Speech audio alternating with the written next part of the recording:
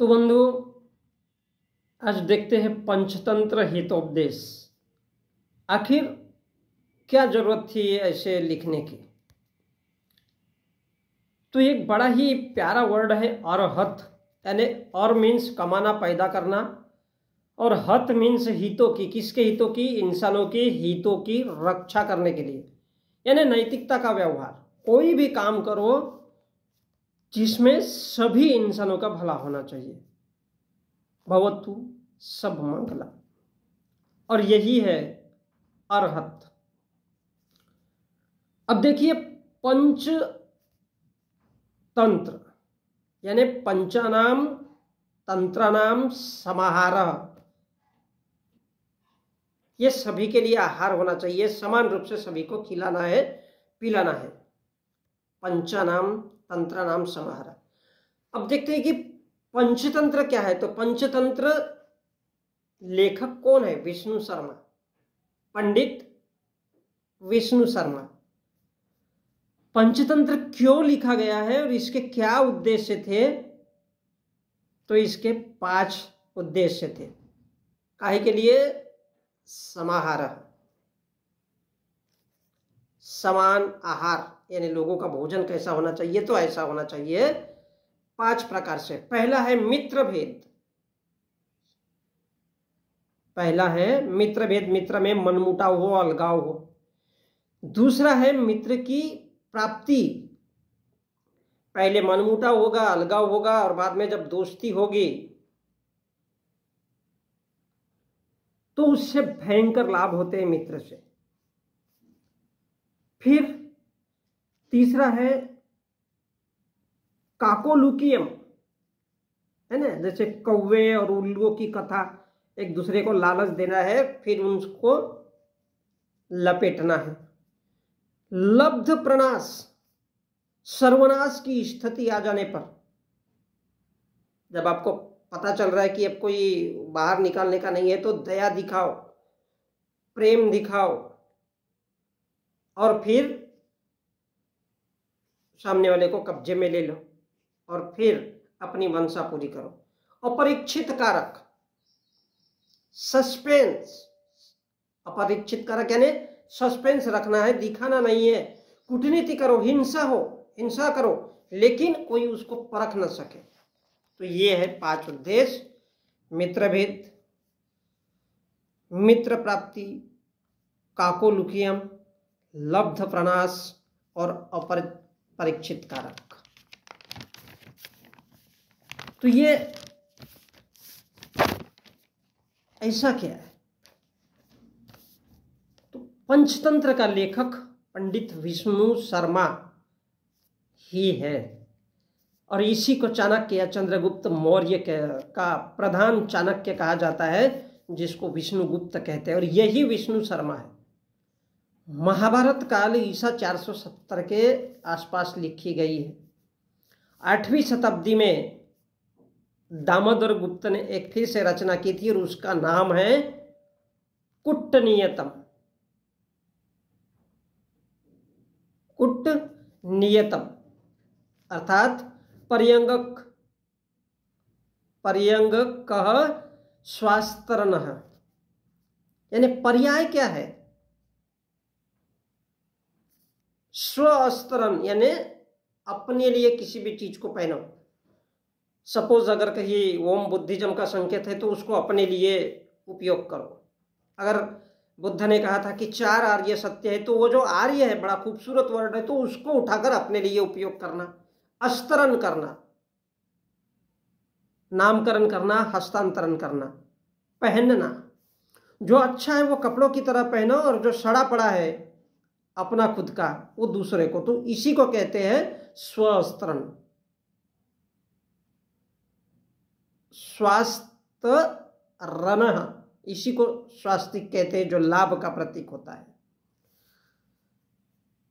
पर्यंगकः स्वास्तरणः, स्वस्तिक, जिसमें खुद का अपना अस्तित्व हो, जिससे लाभ हो, प्राप्ति हो। तो ये कहानियां 1970 के दशक में 50 भाषाओं में लिखी गई है, और ग्रीक की ये सब कहानियां और लगभग अरब की अरेबियन नाइट्स इसी का आधार है, इसी का आधार है। तो देखते हैं पहला मित्र भेद। जहां दो मित्र है तो दोनों के बीच में अलग अलग कान में जाकर के, फॉर एग्जाम्पल आज भारत में मुसलमान है तो उनके भी कान भरना कि साला मुसलमान खराब है, फिर जाकर के उन छोटे SC ST OBC के छोटे हिंदुओं के भी कान भरना, उनको बताना मुसलमान खराब है और इनको बताना कि मुस्लिम ही पूरे। फिर दोनों को आपस में लड़ाना, एक दूसरे की बुराइयां बताकर, अरे मुसलमान हिंदू को गाली दे रहा है और वो तेरे को गाली दे रहा है, तो दोनों आपस में लड़ गए, भिड़ गए, मणिपुर जैसे कांड हो गए। तो फिर उसका दूर से मजा लेना, और दूर से मजा लेने के बाद जब वो शांत हो जाए तो कहना कि अरे भैया हम तो तुम्हारे हितैषी है। फिर अपना उल्लू साधना, और जो कमजोर हो जाता है उसकी जमीनें हड़पना, जंगल हड़पना, उसके विचार हड़पना, और फिर उनको अपने लाभ के लिए अपना हिंदू बना लेना। दूसरा है मित्र लाभ। अब कृष्ण सुदामा की जोड़ी, कृष्ण को बताया जाता है बहुत गरीब था, बहुत गरीब था, और जब कृष्ण राजा बनता है तो पूरा धन दौलत, अपनी जंगल जमीन शिक्षा सारा का सारा उसी के लिए करता है, उसी को दान दे देता है। क्या करता है? दान दे देता है। अगर उसका बस चले तो अपनी बीबी भी दान दे, लेकिन बीबी नहीं दिया था। तो शिक्षा भी उसके हित में, फिर राजपाट करे तो वो भी उसके हित में, और उसकी जो प्रजा है वो किसके पास जाना चाहिए? ऐसा शासन चलाना है कि उस गरीब ब्राह्मण और भिखारी के पास हर कोई मंदिरों में पूजा पाठ के लिए जाता रहे।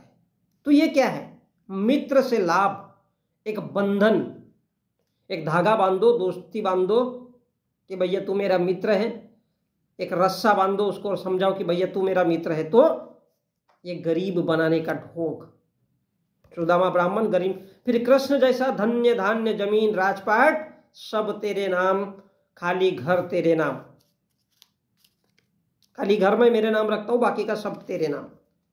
उसके बाद आता है काकोलुकियम, उल्लू और कौवों को आपस में, पहले समझा ना कि वो मित्र है, उल्लू और कौवों को आपस में थोड़ा सा लालच भरना, और फिर दुश्मनी, फिर दोस्ती, आवश्यकता अनुसार फिर मित्रता, और फिर उसी का घर जला देना। काहे के लिए? स्वार्थ सिद्धि के लिए। जहां स्वार्थ है तो दोस्त भी बना लेना और धोखा देकर के उसको नष्ट भी करना, जैसा लड़का लड़की के प्यार में होता है। पहले धोखा दे दो और फिर साले की हैसियत मिटा दो। और पांचवा है लब्ध प्रणाश। तो बंदर और मगरमच्छ की कहानी जामुन वाली आपको पता होगा।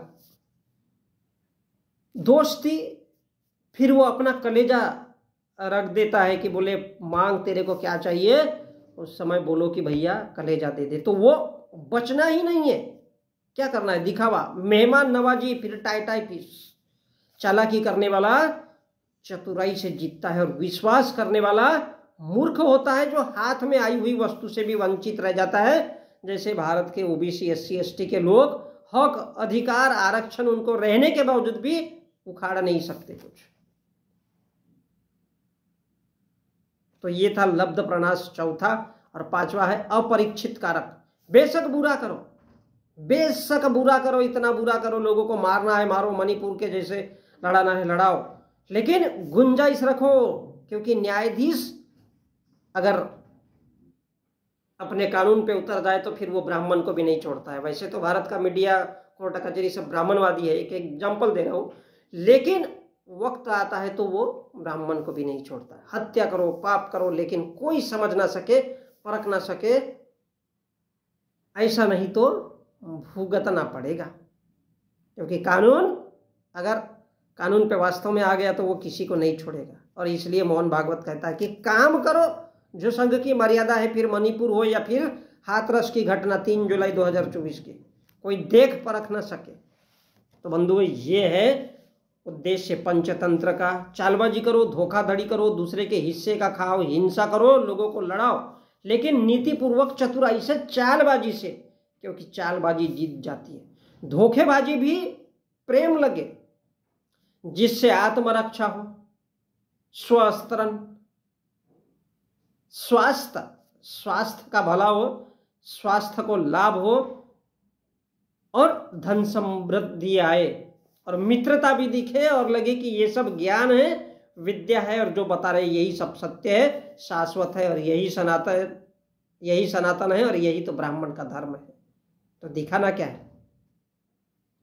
ज्ञान जैसा लगे, समृद्धि जैसा लगे, वहां से धन भी आए, खुद की अपनी रक्षा हो, कोई हमारे ऊपर उंगली ना उठाए, कोई हमला ना करे, ऐसा ज्ञान समाज में देना भी है। और तो ये थे पंचतंत्र के 5 उद्देश्य।